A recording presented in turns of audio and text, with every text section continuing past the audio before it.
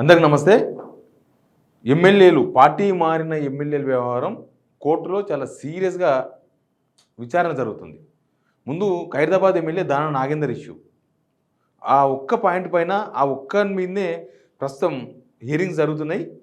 ఒక విషయంలో ఒక వ్యవహారం తేలితే మిగతా వాళ్ళదంతా కూడా అదే లైన్లో ఉంటుంది. ఇంకా మళ్ళీ ఇంతసేపు ఇన్నిసార్లు విచారణ జరగాల్సిన అవసరం ఉండదు. జస్ట్ ఒక జూలై నెలలో 7 సార్లు హైకోర్టు విచారించింది. 7 సార్లు విచారించి ఆగస్టు నెలలో 1వ తారీఖు నాడు విచారించింది, మళ్ళీ 5వ తారీఖు నాడు ఉంది. దాదాపు 10 సార్లు. ఎంత సెన్సేషనల్ కేసు అయినా సరే, ఎంత ఫాస్ట్ ట్రాక్ కోర్టు పెట్టినా సరే ఇన్నిసార్లు విచారించదు. కానీ హైకోర్టు మాత్రం చాలా సీరియస్గా తీసుకొని ఈ దానం నాగేందర్ ఇష్యూలో ఏదో ఒకటి తేల్చేందుకు రెడీ అయిపోయింది. ఇప్పుడు రీసెంట్గా జరిగిన డెవలప్మెంట్ ఏంటంటే, దీనిలో సుప్రీంకోర్టు అడ్వకేటు ఆర్యమన్ సుందరం అనే ఒక సుప్రీంకోర్టు అడ్వకేటు ప్లస్ ఇట్లాంటి ఈ సభలు చట్టసభలు తర్వాత ఈ పార్టీ డిఫర్మేషన్స్, దీనికి సంబంధించిన ఒక నిష్ణాత ఎమ్మెల్యే, ఒక సీనియర్ అడ్వకేట్ వాదన జరిపిండ్రు. ఎవరి తరఫున వాదన జరిపిండ్రు? పిటిషనర్ల తరఫున. పిటిషనర్లు ఎవరు? Quthbullapur MLA Vivek Goud and Huzurabad MLA Padi Kaushik Reddy. వీళ్ళిద్దరి తరఫున ఆయన సుప్రీంకోర్టు అడ్వకేట్ వాదన జరిపిండు. వాదన జరిపితే అడ్వకేట్ జనరల్ సోర్స్ రెడ్డి గారు, అడ్వకేట్ జనరల్ ప్రభుత్వం తరఫున, అసెంబ్లీ తరఫున ఆయన వాదన వినిపిస్తారు గవర్నమెంట్ తరఫున. అయితే జరిగిన వాదన ఏంటంటే, మొత్తం వాదనలు అయిపోయినాయి. వాదనలు అయిపోయిన తర్వాత ఆల్మోస్ట్ హైకోర్టు ఇంకా తీర్పు డిసైడ్ అయ్యి దాన్ని రిజర్వ్లో పెట్టుకొని కొన్ని రోజుల తర్వాతనో వారానికో 10 రోజులకో ఈ స్పీడ్ని చూస్తే చాలా తొందరగా ఆ తీర్పును బయటికి చెప్పే అవకాశం ఉండే. అయితే ఇప్పుడు ఫైనల్గా ఇప్పుడు జరిగిన హియరింగ్ ఏంటంటే, సుప్రీంకోర్టు అడ్వకేట్ తను ఆర్యన్ సుందరం వాదనలు వినిపించిన తర్వాత, నాకు ఇంకొక లాస్ట్ ఛాన్స్ కావాలని అడ్వకేట్ జనరల్ అడిగారు.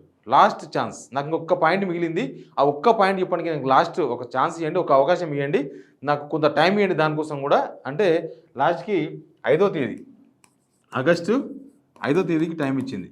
5వ తేదీ అంటే పెద్ద దూరం ఏం లేదు. ఆల్రెడీ 2, 3, 4, 5 శని, ఆది, సోమవారం రోజు దీనికి సంబంధించిన ఆల్మోస్ట్ ఫైనల్ హియరింగ్ నిన్న ఓపెన్గా హైకోర్టు చెప్పిన లెక్క ప్రకారం హైకోర్టు అనేది ఇక లాస్ట్ టైం, ఇదే లాస్ట్ అవకాశం అని చెప్పింది. కాబట్టి బహుశా సోమవారం నాడు ఈ కేసు తేలబోతుంది. ఏం తేలుతుంది? హైకోర్టు కొట్టిపడేస్తుందా అంటే, మనం హైకోర్టు తీర్పును ముందే ప్రిడిక్షన్ చేయలేం. హైకోర్టు ఏం చెప్తుంది? హైకోర్టు తీర్పు ముందే చెప్తే మనం ఎందుకు ఇంకా హైకోర్టు ఎందుకు అన్నట్టు ఉంటుంది. కాబట్టి హైకోర్టు ఏం చెప్తుందో తెలియదు. కానీ హైకోర్టు ఏం చెప్తే నెక్స్ట్ ఏం జరగబోతుంది?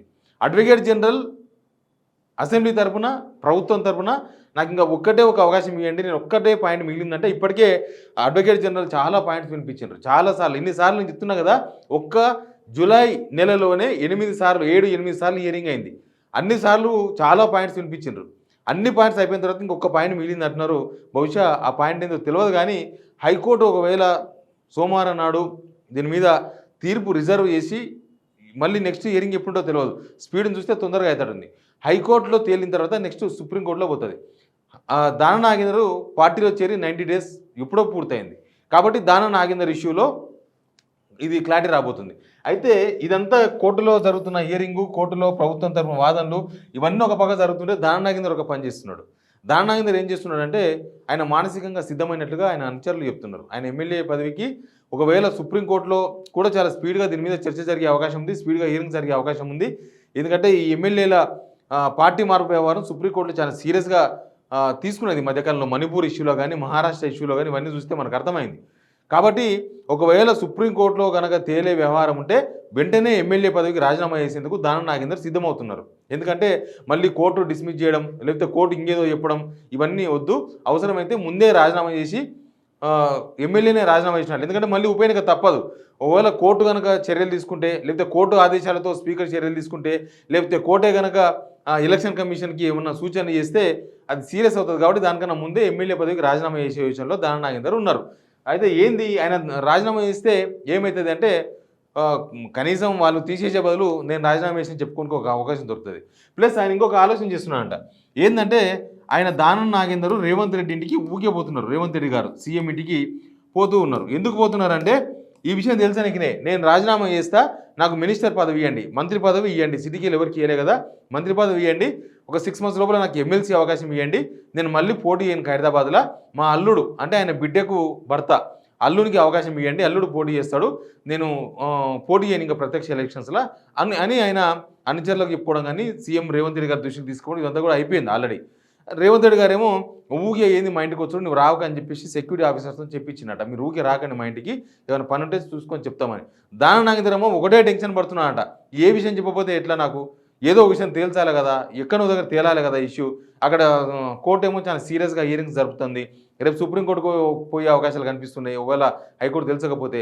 కాబట్టి ఈ ఇష్యూ మాత్రం తొందరగా తెలుసాలని వీళ్ళు బీఆర్ఎస్ వాళ్ళు ఏమనుకుంటున్నారంటే, ఇది దాన నాగేందర్ విషయంతోనే చెక్ పెట్టాలి, దాన నాగేందర్ ఇష్యూని తేలిస్తే మిగతా 9 మంది భయపడతారు. సేమ్ టైం ఎవరన్నా పార్టీ నుంచి పోవాలనుకున్న వాళ్ళకు కూడా ఇది ఒక గుణపాఠంగా మారుతుంది. ఖచ్చితంగా ఈ ఇష్యూలో దాన నాగేందర్ ఓపెన్గా దొరికిపోయింది కదా, మిగతా వాళ్ళకన్నా డిఫరెంట్. దాన నాగేందర్ డైరెక్ట్గా ఓపెన్గా కాంగ్రెస్ బీఫామ్ పైన సికింద్రాబాద్ ఎంపీగా పోటీ చేసింది కాబట్టి ఆయన రెడ్ హ్యాండెడ్గా దొరికిపోయిన అభ్యర్థి. ఇక ఆ డిఫర్మేషన్లో ఇంతకు మించిన సాక్ష్యాలు, ఇంతకు మించిన బట్టాబయలు, ఇంతకు మించిన బజార్ను కోడి గుడ్డు పెట్టిన చూడు, అట్లాంటి వ్యవహారాలు ఇంకోటి ఉండవు. కాబట్టి దాన నాగేందర్ విషయంలో అంత క్లారిటీకి వస్తున్నారు, ఖచ్చితంగా వెయిట్ పడుతుంది అని. ఇంకా మిగతా వాళ్ళు తెల్ల వెంకట్రావు, తర్వాత కడియం శ్రీహరి, వాళ్ళకి కూడా 100 డేస్ అయిపోయింది.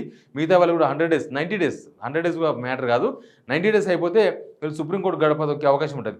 ఒక కేసు కనుక దాన నాగేందర్ తేలితే ఇంకా మిగతా కూడా అదే సిరీస్లో హైకోర్టులో ఉండదు, డైరెక్ట్గా సుప్రీంకోర్టులో తెలుసుకునే అవకాశం ఉంటుంది.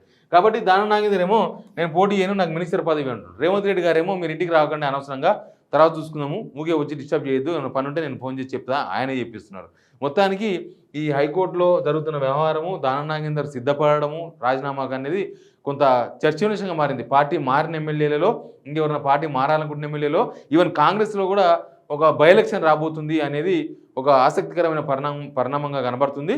ప్లస్ అక్కడ బీజేపీ వాళ్ళు కూడా కాసుకొని కూర్చున్నారు, ఖైరతాబాద్ చేస్తే మాకే అవకాశం వస్తుంది. ఖైరతాబాద్ అంతకుముందు బీజేపీ గెలిచిన దాఖలాలు ఉన్నాయి కదా, రామచంద్ర రెడ్డి గారు గెలిచింది కదా, కాబట్టి బీజేపీకి ఒక అవకాశం వస్తుందని వాళ్ళు కూడా ఎదురు చూస్తున్నారు.